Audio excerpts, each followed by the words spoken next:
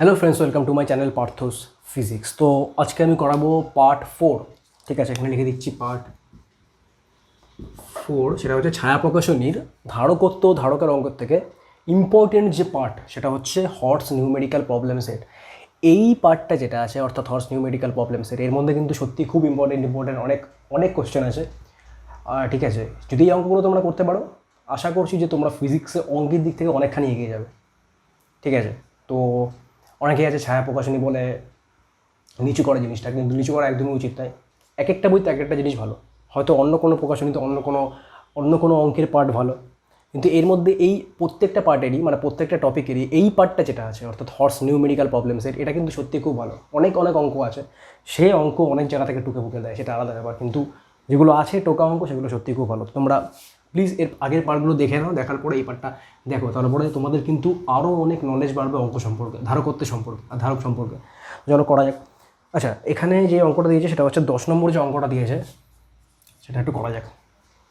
এখানে বলেছে একটি চিকিৎসা যন্ত্র ডেফিব্রিলেটার, বাবা জীবন নাম শুনিনি আমি, একটি চিকিৎসা যন্ত্র ডেফিব্রিলেটারে 40 মাইক্রোফ্যারাড ধারকত্বের একটি ধারককে 3000 ভোল্ট বিভবে আহিত করা হলো। তার মানে ডেফিব্রিলেটার ওই যা খুশি একটা হলো, যেই ধারকত্বটা আছে তার মান হচ্ছে সি ইকুয়াল টু 40 মাইক্রোফ্যারাড। এটা হচ্ছে ধারকত্বের মান। ঠিক আছে, এরপর যেটা বলেছে যে একটি ধারককে 3000 ভোল্ট বিভবে আহিত করা হলো। তো এর যে ভোল্টেজ সেটা হচ্ছে 3000।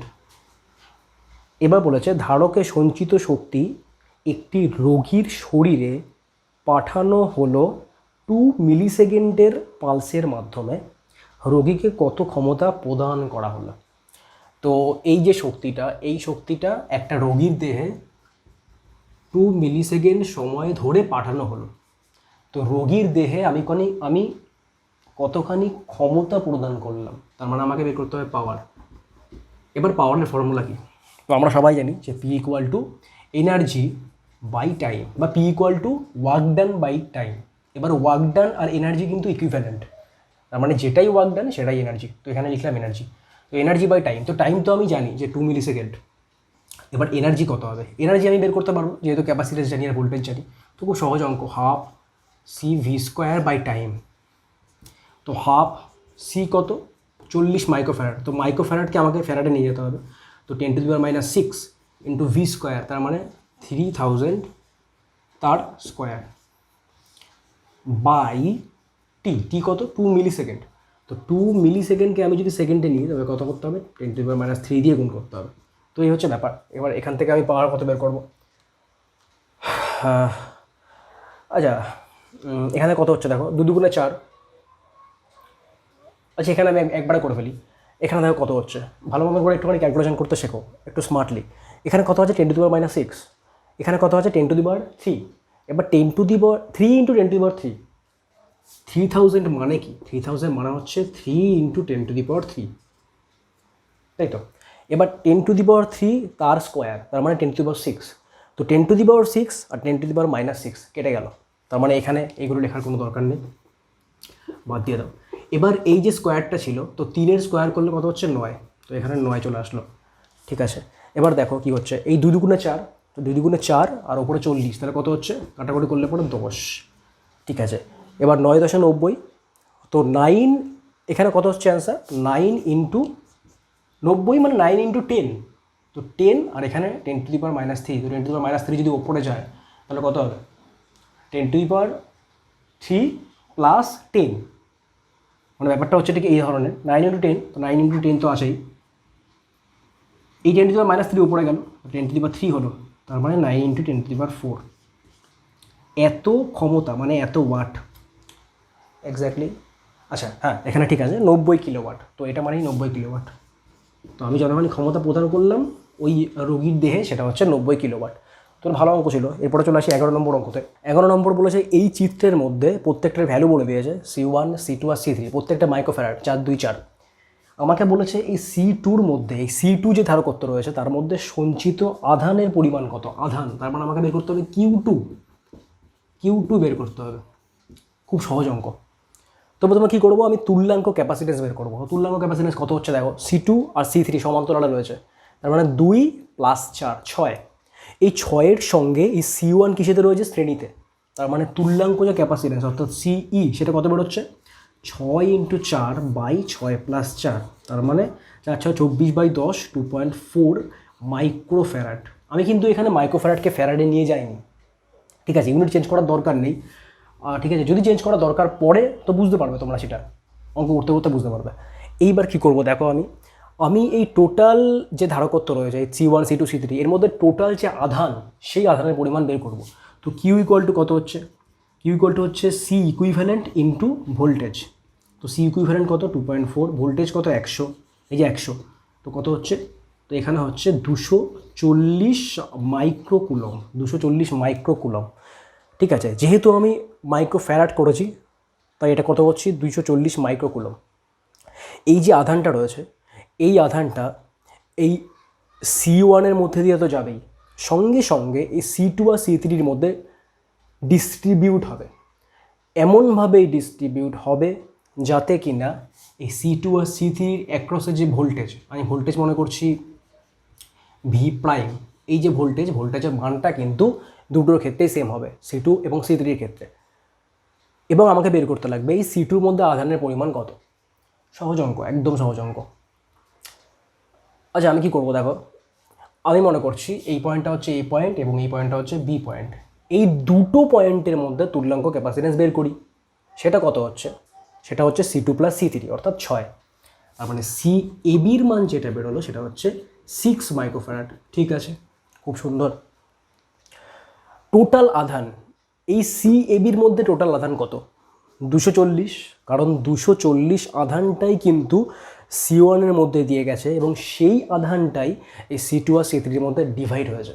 তার মানে আধানটা তো চেঞ্জ করেনি, তার মানে টোটাল আধান 240, সেটাই কিন্তু এখানেও থাকবে এখানেও থাকবে। হ্যাঁ, এটা একদিকেরটা পজিটিভ একদিকেরটা নেগেটিভ তো ঠিকই হবে, কিন্তু থাকবে কিন্তু 240 আধানই, যেহেতু শ্রেণীতে আছে টোটালটা। তো এখান থেকে আমি V' কী করে বের করব, V' আমি কী করে বের করব, টোটাল আধান এই যে Q by CAB, only CAB, not C equivalent, CAB, কারণ আমি কিন্তু এই A আর B এর অ্যাক্রসে ভোল্টেজ বের করছি। তো এখানে কত হচ্ছে দেখো, কিউর মান হচ্ছে 6 মাইক্রোফ্যারাড, আর সরি কিউর মান 6 মাইক্রোফ্যারাড বলছি কেন, 240 মাইক্রোকুলম, আর CAB-র মান হচ্ছে 6। তাহলে এইখানে কত বেরোচ্ছে, 40 মাইক্রোকুলম, 40 মাইক্রোকুলম। এটা কি বেরোচ্ছে, সরি 40 মাইক্রোভোল্ট, 40 ভোল্ট, শুধু 40 ভোল্ট, কী সব বলছি, শুধু 40 ভোল্ট বেরোচ্ছে এর অ্যাক্রসে ভোল্টেজ।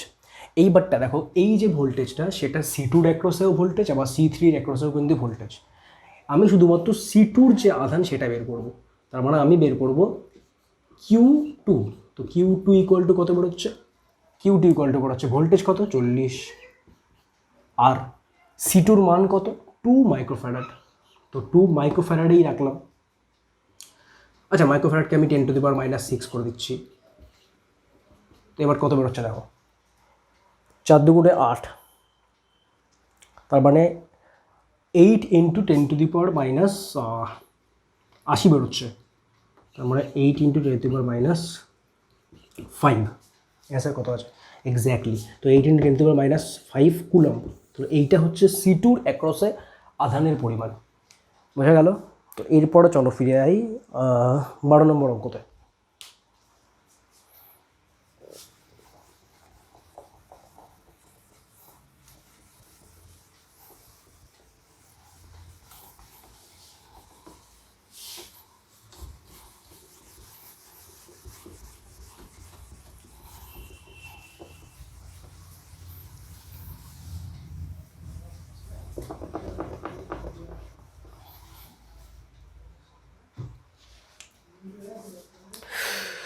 বারো নম্বর অঙ্কটা প্রথমে এঁকে নিই, বলেছে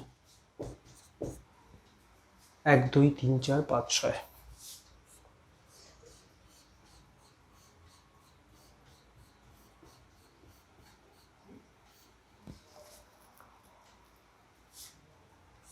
অঙ্কটা খুব সহজ অঙ্ক।